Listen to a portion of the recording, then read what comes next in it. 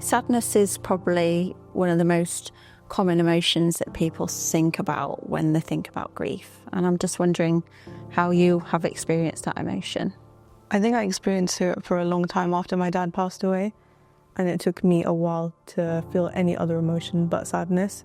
It was like a big cloud over me, and it took me a lot of strength to feel an emotion that wasn't sadness.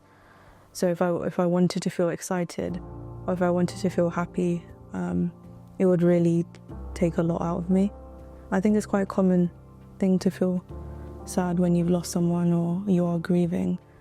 But I think when you set the expectation for yourself to get over that sadness, then it's even more counterproductive. So I think for a while, I just had to sit with the sadness and continue how I was doing, because I was mourning.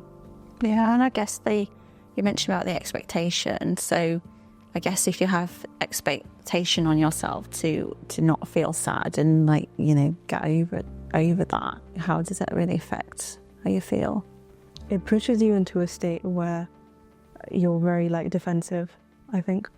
When you're being told you shouldn't be sad, or you should move on or not spend too much time dwelling, it makes you feel like what the emotion that you are currently feeling, the sadness, isn't valid. But you just have to put it in perspective and ground yourself and take yourself out of that situation for a second and understand you have been through an immense loss. It's something that's very difficult that not many people have experienced, especially at a young age. Yeah, and I guess at what point can you think about a point or a time really when you mentioned about that cloud of sadness, when that cloud kind of wasn't impacting you as much, or how did your sadness change really as your grief went on?